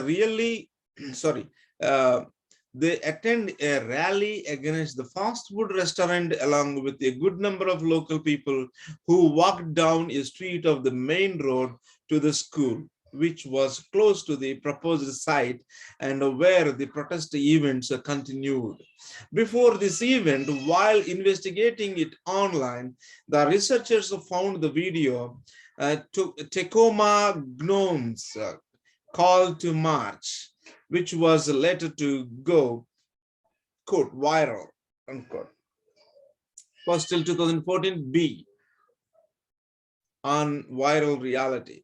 So the local made video featured a group of garden gnomes collecting up litter from McDonald's from their forest, who collectively decided to join the humans at their anti-macaws. Macaws is often used to refer to McDonald's in Australia. Rally, macaws rally, anti-macaws rally. Macaws is often used to refer McDonald's in Australia. At the rally, the gnomes were individually actioned to raise money to support the campaign. In the video, the gnomes are particularly concerned with the collecting litter from the fast food restaurant, and as such with the environment of forest, which is a typical part of the natural environment of the hills. Hence, for Pink and Lewis, this video brought to the fore the importance of these aspects of locality and the ways in which local people felt that they needed to ensure that they were protected. A few weeks later, on a few weeks later on in their research, they again encountered the forests again indirectly. This time, when they attended a planning meeting organized by the group that was developing the Slow City membership application, Pink and Lewis describe how, while seeking a fit between locality and the criteria, the discussion turned to the group's biographical and everyday sensory, embodied, and affective experiences of the area. Participants recounted how when you arrive in the Dandenongs, for the first thing you see and smell is the forest, and that at night you can see the stars through the car windows. Some remembered how when they were younger, they used to be able to smell the gum trees, and one participant recalled how her mother would always tell them, wind down the car windows as they arrived arrived to appreciate this. Some remember how when they were younger, they used to be able to smell the gum trees, and one participant recalled how her mother would always tell them to wind down the car windows as they arrived to appreciate this, an experience now becoming rare as the trees were increasingly felled. They emphasized the importance of the feeling of living in the Dandongs, the way it gets to your blood, the way it gets into your blood, that they knew it was a unique place to live. The importance of being able to express that this means to them, to be able to celebrate that feeling and to be able to, quote, conserve and protect, unquote, what they have. Pink and Lewis, 2014. Here again, the digital and the experiential dimensions of locality were brought together in the research process to create and emphasize particular ethnographic meanings. The viral digital video focused on the specificity of locality and how this could be threatened. It reached the international audiences alongside historical memories of the smell of the trees in a pre-digital era. This shows how digital ethnography approach can be used to understand how digital media and platforms can be used to generate a sense of locality in relation to the material and sensory environment that they are both part of and seeking to connect with and represent in some ways. Reflecting on researching localities through digital ethnography.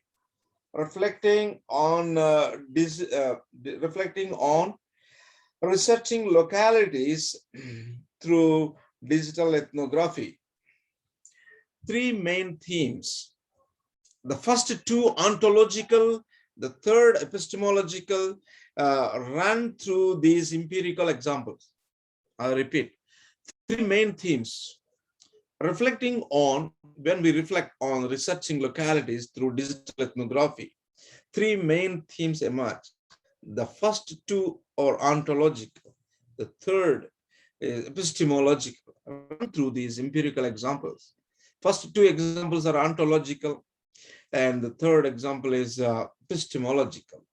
Run through these empirical examples. First, all three localities considered above experienced quote shocks unquote of various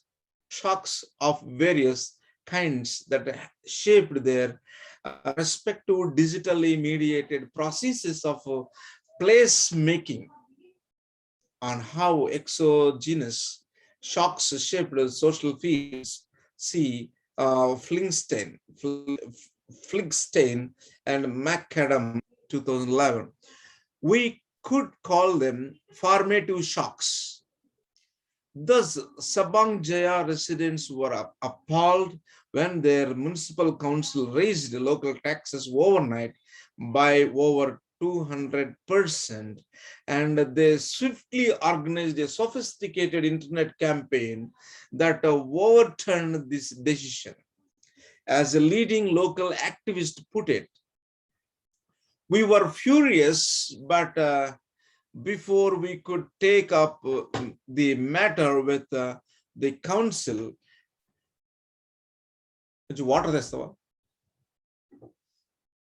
we were furious, but before we could take up the matter with the council, we needed to gather and compile supporting evidence.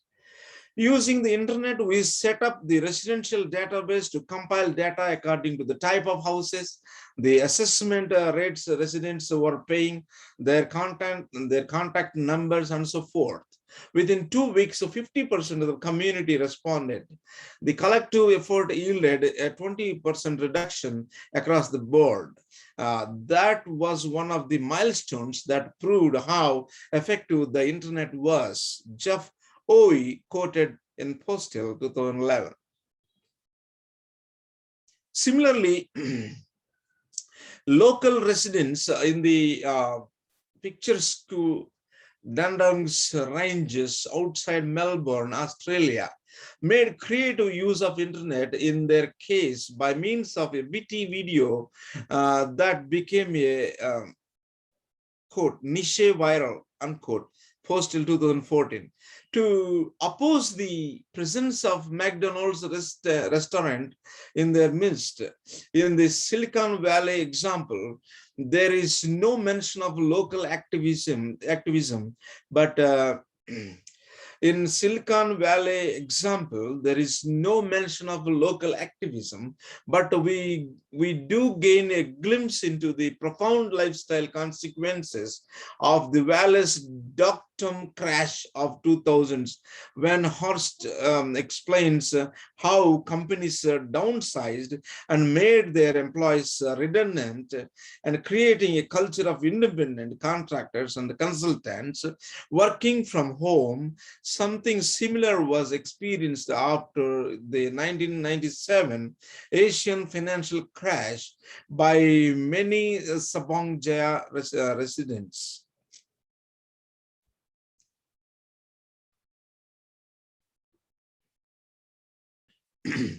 Let me repeat. Similarly, local residents in the picturesque Dandong's ranges outside Melbourne, Australia, made creative use of the internet in their case by means of a witty video that became a niche viral to oppose the presence of McDonald's restaurant in their midst. In the Silicon Valley example, there is no mention of local activism, but we do gain a glimpse into the profound lifestyle consequences of the Valley's dot-com crash of 2000, when Horst explains how companies downsized and made their employees redundant, and creating a culture of independent contractors and consultants working from home. Something similar was experienced after the 1997 Asian financial crash by many Sabang Jaya resident independent on the region's once flourishing IT industry, epitomized by the Malaysian government's ambitious answers to Silicon Valley, the so-called multimedia super corridor. The second ontological theme explored by the examples in the elusive relationship between the digitality and the materiality. This forms the focus of Pink's slow city materials, but it is also present in the other two ethnographic examples. In slow city case, Pink shows how inseparable the digital, the sensory, and the material are in the process of ethnographic research. Even in contexts such as Dandenongs, in which the researchers did not set out to study digitally mediated events such as anti-McDonald's protest. The importance of digital artifacts to technology-oriented families is made clear in Horst's Silicon Valley example, in which digital gifts feature prominently in the annual cycle of birthdays and other ritualized celebrations.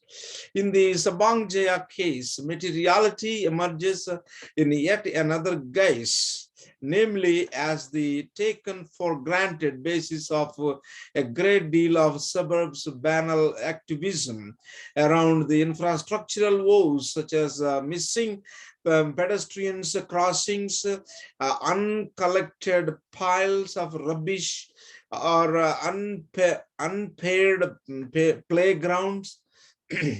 These may not be originally digital artifacts, but they are made into techno-political artifacts through the deft use of digital photography, blog posts, and emails to the local press to shame the council into action. Finally, the epistemological implications of a digital ethnographic engagement with the production of localities, a never completed, always a precarious achievement. Appadurai, 1995. Are also discussed in all three examples, and particularly in Postill's call for rethink of what being there, quote unquote, may mean in the increasingly digitized localities we study today. Postill's preliminary unpacking of being there into four modes of presence: co-presently, remotely, virtually, imaginatively, is in fact enriched in other two examples. Thus, Pink emphasizes the sensory and digital dimensions of the Dandenong's experience of ethnographers and research participants. When participants feel pangs of nostalgia, when recalling the smell of gum trees as they were driven through the area as children, they are helping the ethnographers triangulate people's place-making thoughts and actions through both digital and non-digital materials. Together with the viral video of the anti-McDonald's campaign and a wide assortment of other local evidence, these field materials allow digital ethnographers to weave rich accounts of the place of the digital in place making. Yes. Now, summary and conclusion. In this chapter,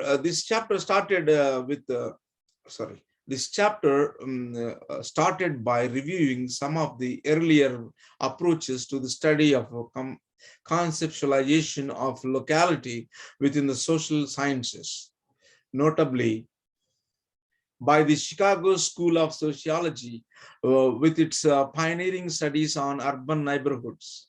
This implicit conflation between locality and neighborhood was later challenged by anthropologists and other influenced by the 1980s and reflexive turn, including Appadurai, 1996, whose landmark essay, quote, "The Production of Locality," unquote, published in 1995, argued for the need to distinguish between these two notions in the age of new communication and transportation technologies.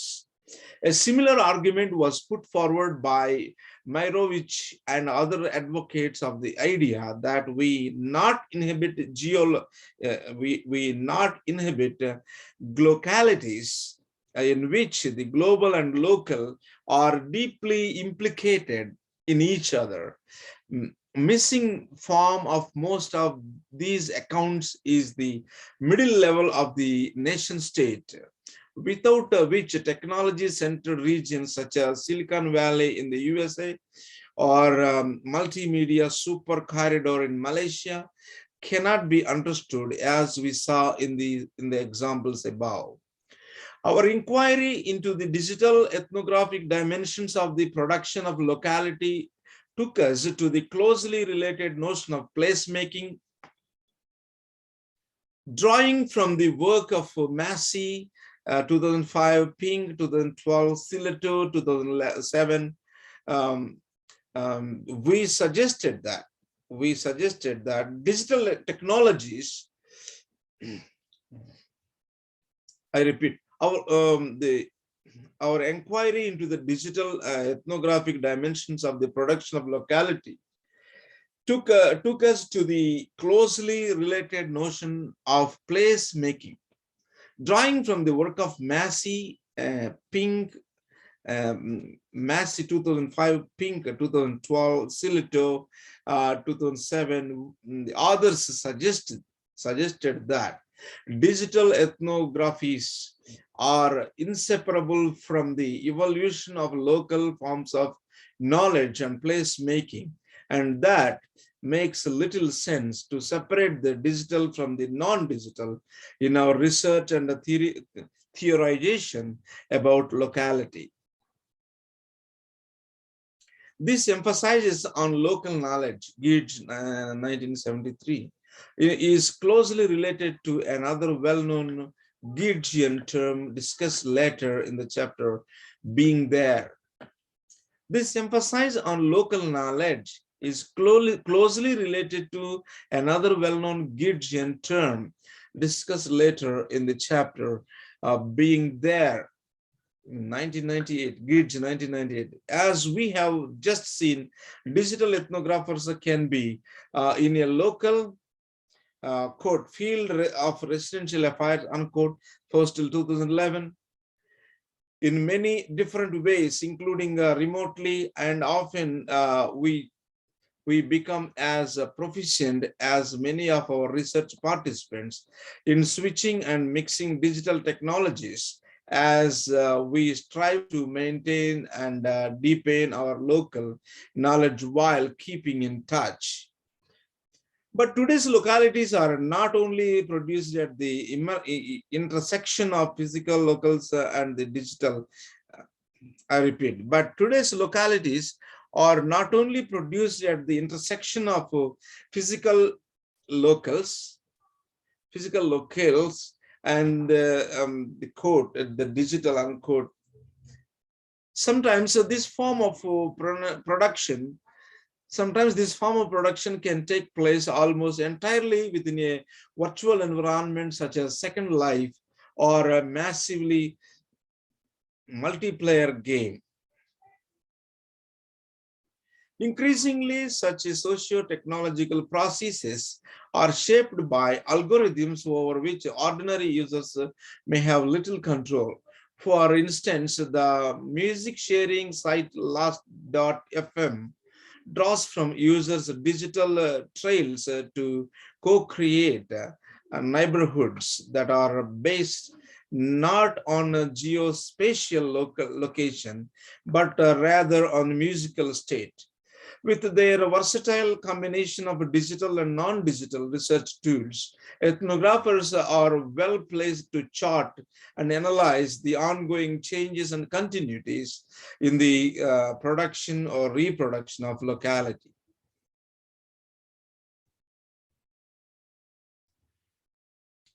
Yes. Yeah, these researching localities, and what are the digital implication for researching localities? The conception of localities, uh, how it undergone the deeper meanings in different contexts.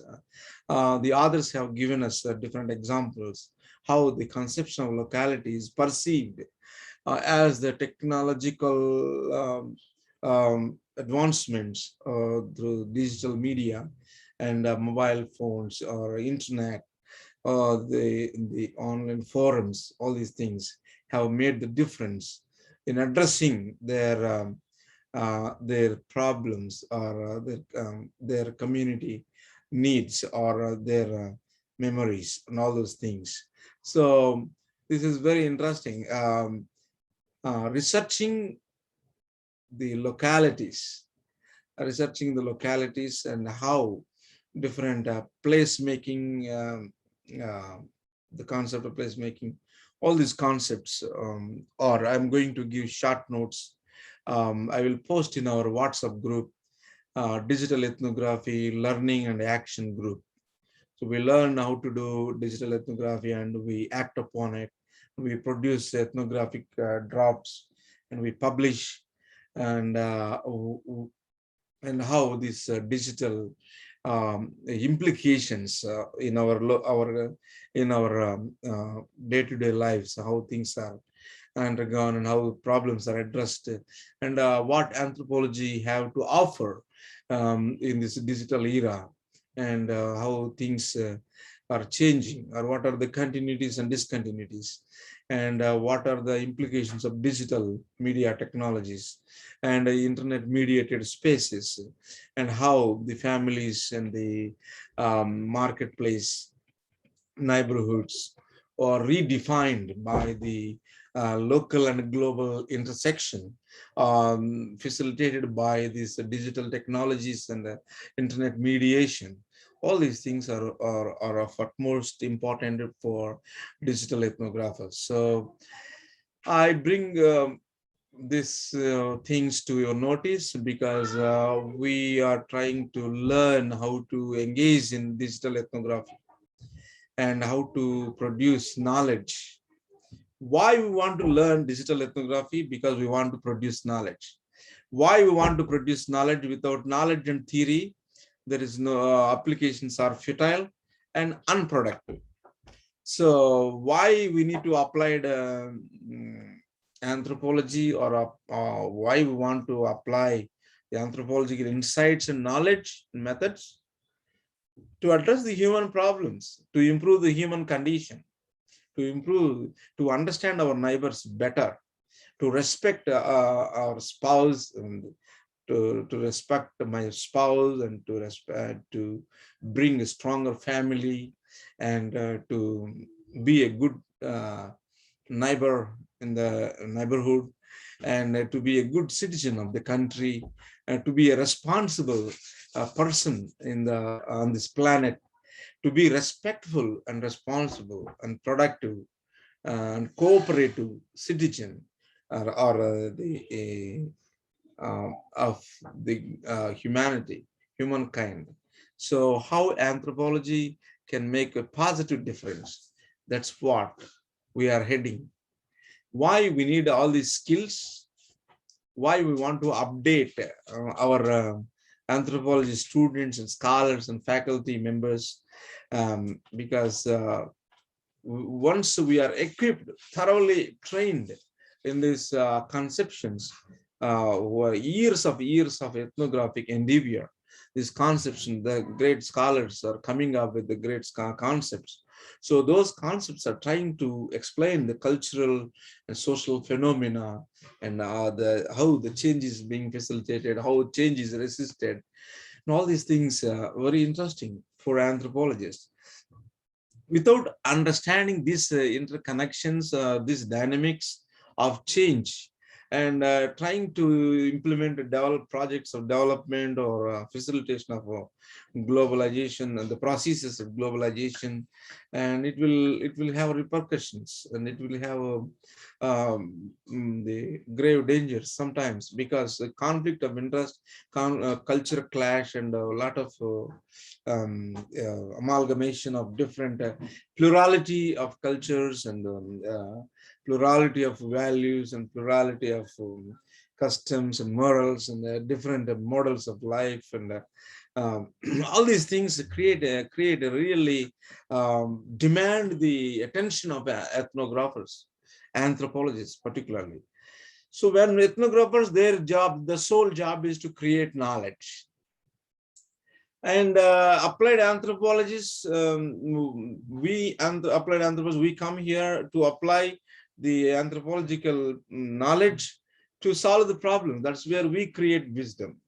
So ethnographers create knowledge, and applied anthropologists and public anthropologists, and these applied domains of anthropology, we use those anthropological insights and knowledge and methods and skills, and to not only to understand people, fellow humans, but also to see the connections, to put together, to build a picture, big picture, to have a big picture, what's going on. At the same time, how to proceed to facilitate the processes of social mobilization and people's participation, competency acquisition and capacity development, character formation, and citizenship education, and the peaceful social coexistence, so that the global humanity, mankind, might be in a better place to live. So that is our ultimate task, and that is what we are motivated for.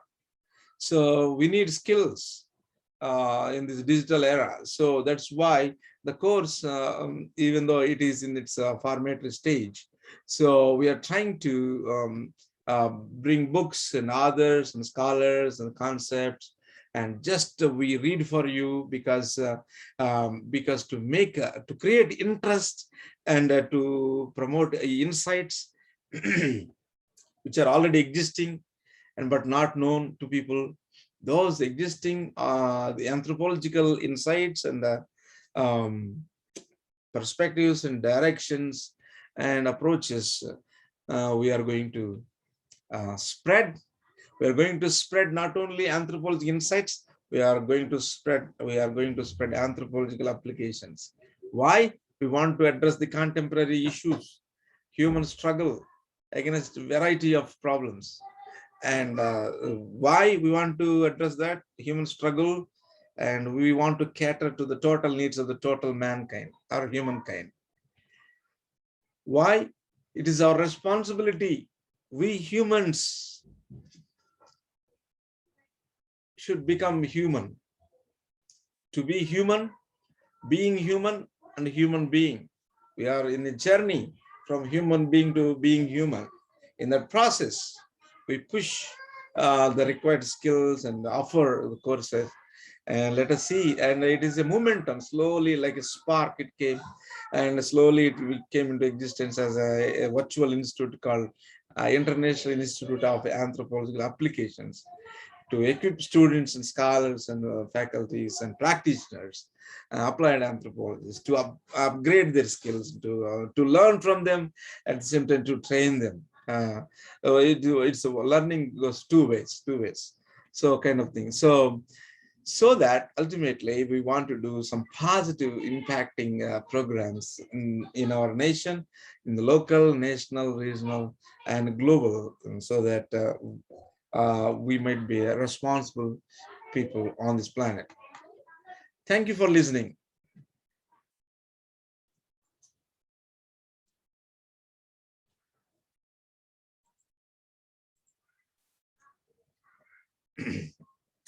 So I'm glad to see you here. And do you have any questions? Are you enjoying? Wonderful. Thank you. I'm going to end this meeting and see you soon in the next session. This month of September will be coming month. September will be like a sprint. So international faculty members are coming. Professor Bartholomew Crispin Dean from the University of Kansas, USA, and Dr. Jairam Kiran sir from University of South Florida. Both of them, Professor Dean is a public anthropologist, has a rich experience and great works he has done, and recently he published a book also in 2020. And the other person is Dr. Jairam Kiran sir. He has a wonderful experience working with the World Bank, and he is a very good and a very a professional kind of thing. So we are going to listen to their lectures. And we have another special lecture from coming from Netherlands. His name is Dr. Walter Feige. He is a CEO of Green Culture Lab. So he is founder. He recently published a book called Why Organizations Need Anthropology. So on September 17th, he is going to be with us through virtual mediation, and not physically, but through virtual presentation. He is going to be available for 3 hours for us, so that he will tell us why organizations need anthropology. Isn't it interesting? Yeah, very interesting. Really, sir. Sir. Yes. Yes, madam. It's very nice to hear your long, but it is lengthy. It is very nice to hear. You presented in a very systematically and you represent in a very elaborate way. Very nicely, sir. So there is no questions of raising any questions, any queries. We can catch all the points, sir. Thank you very much, sir. Thank you for your kind words. So I'm encouraged. Yeah. So please kindly be available for the upcoming sessions, and it will be with the course we are going to. There are many things to cover, but our board members are suggesting to complete the course within 4 months, and interested people can go for digital ethnographic work. So they suggested, they gave me freedom to design the course, and they have given me enough support to do this. So I salute them, and even though they are senior professors, they are very supportive and very kind and very encouraging. And because of their encouragement of the governing council and the advisory council, we are able to do in a small way, doing these kind of things. In future, we want to go big and do big, and we have great aspirations to make anthropology is the premier discipline. Every common man, every home will be reached by the message and insights and the benefits of anthropology in improving the personal life, self-image, and the image of the opposite sex, and the money management, relationship management, tongue management, all these the important human-oriented skills, intrapersonal competencies, interpersonal competencies, and all these things, how anthropology plays a vital role in facilitating the process of acquisition of these the vital competencies useful for success in personal life, in family life, in the workplace, in the journey of life. So we want to do many things. Yeah, let us wait and see how God brings all things together to the proper shape. Thank you. Thank you. Thank you, sir. Nice absolutely, we are going to hear all the resource persons sessions, sir. We are eagerly waiting for them. Thank you, sir. Yeah, the first week of September, Professor Professor Bartholomew Crispin Dean, sir, will be delivering his lecture. Yes. Okay. Thank you, sir. Yeah. Bye-bye. Bye-bye. Take care. See you in the next session. Yes, sir.